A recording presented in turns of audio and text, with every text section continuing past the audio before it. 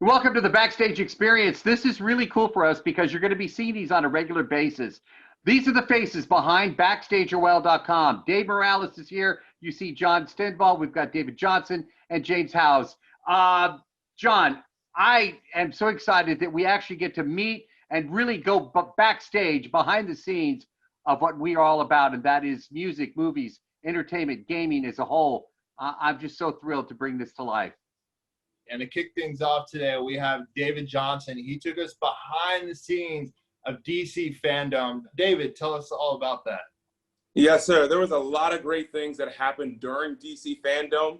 A couple bright spots. We talked about the Batman. Everybody's excited about it. Everybody's wanting to know more. And at DC FanDome, we were able to come away with some more information regarding Matt Reeves, the Batman. It's going to be Batman in his second year, so he's not a veteran. He's not experienced. He makes mistakes. He does things the wrong way.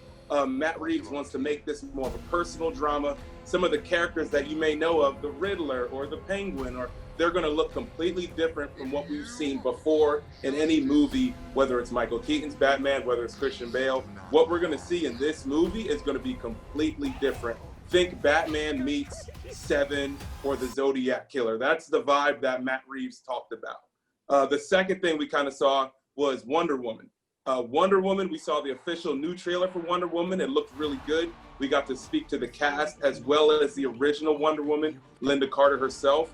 And with Wonder Woman, we also got to look at the new Justice League Zack Snyder version. And so for that version, we learned that Zack Snyder not only is continuing his own version of what he originally wanted to do, but it's going to be 4 hours long.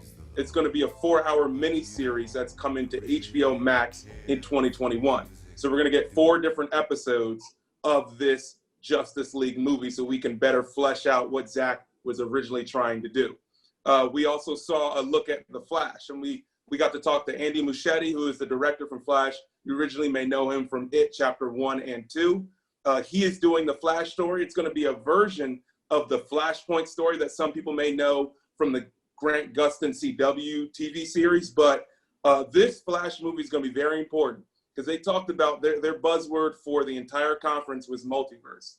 And a lot of people may think that's kind of confusing, but their version of this is if the Flash movie lands where they want it to land, they can jump off of the Flash movie to any character they could ever want to do, whether that's Static Shock, whether that's Black Lightning, any character you can think of. They're going to try to jump off of the Flash movie, not necessarily connect it, but move forward to, hey, let's talk about Val Zod, who's the Black Superman. Let's do a movie about him. It won't be connected to Aquaman or Wonder Woman, but it's going to be its own thing.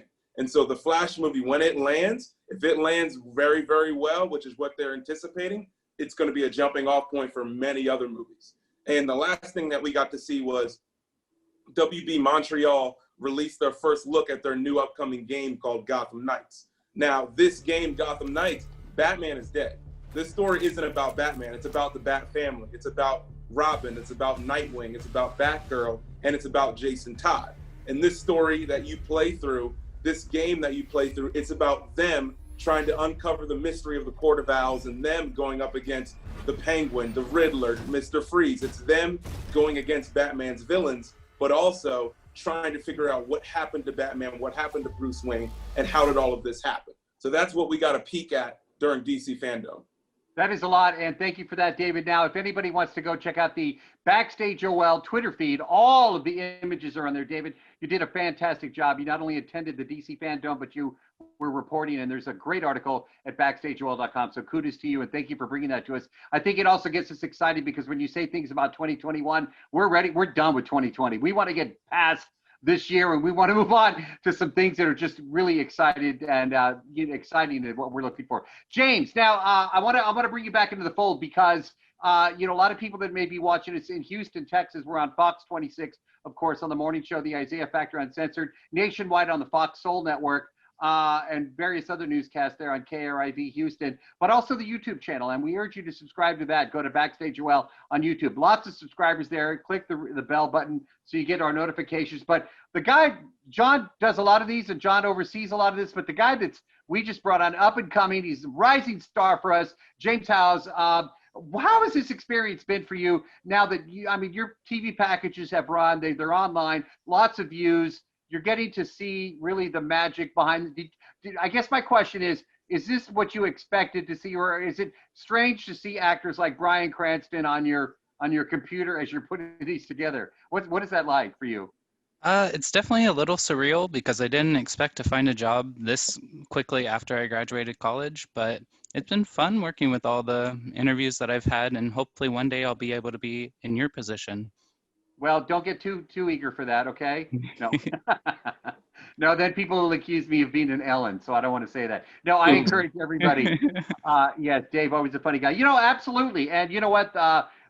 This is a thrill for me because, when you see when you're putting these together, and the video quality has just been fantastic. But like, even for me, like I just got off an interview for Bill and Ted. I guess I don't know if I'm under embargo, but I'm going to say it anyway. And to see the guys from that movie, that iconic film, on the screen that I'm talking to you from right now, it's kind of a thrill for me as well. So James, what's your favorite genre, by the way, of movie? Ooh, my favorite genre is probably horror and comedy because I like that you can play with that line between both of them. Like if you have a horror movie, you can like spice it up a little bit. That tells me that you're probably going to be one of the first to see New Mutants, because that's right up there. David, before I leave you and toss it back to John, what is your favorite genre? My genre actually would probably be horror as well. I really, really enjoy horror, and I really like, you can blend different genres, like you said with horror. Like you can have Paranormal Activity, which is horror, but you can also have Jordan Peele style of horror. You can have Ready or Not, which like Samara Weaving's like action horror. You can have Hereditary, which is like a family drama, psychological horror. I just love horror at a genre. There's so many other things you can do within the genre. It's going to become funny to all you guys. John already knows this. My least favorite genre is horror. I'm terrified of seeing scary movies. So the fact that both of you guys, but that's cool. I'm a comedy kind of guy. John, I don't think I've ever asked you what your favorite genre is. You've known mine. Horror has been like something that I've grown to love because we've been forced to sit in these horror films because it's part of our jobs now. So there's no turning around. Like you have to go through the experience. So I've been starting to appreciate horror more. My favorite has always been like action adventure, like Gladiator, Kingdom of Heaven, like those big epic movies, Lawrence of Arabia, is like those type of films. I've always liked just big action battle sequences, things like that. That's always Master and Commander, one of my favorites as well, Apocalypto. So those have been my type of movies always. And before I really officially toss it back to you, John, I have to vouch for you on the Russell Crowe element there, because the first time John met Russell Crowe, I've never seen John just walk out of a room with his mouth on the floor. I was excited too, but you just heard some of his favorite movie star, that Russell Crowe, who's just an amazing guy. Of course, we just talked to him for Unhinged. You can watch that interview on the BackstageOL YouTube channel. But yeah, John absolutely loves Russell Crowe, and it was funny to see his expression after he met him. I'm so excited. We're going to do more of these. And John, I'll let you wrap. And I'm really looking forward. And welcome to everybody. And just thrilled to have everybody. Just a group of talented guys that are eager and excited as much as John and I have been over the years, working BackstageOL.com. So we're going to be doing this on a regular basis, once a week. Also tune in to the full Backstage Experience that's going to be releasing on this Thursday. We're going to have interviews with Bill and Ted, New Mutants, the entire cast of all those films, plus more. So definitely tune into that. Be sure to like us, subscribe, everything on Facebook. We're on Instagram, Twitter, all BackstageOL, and especially on YouTube as well. Thank you all, everyone. Appreciate it.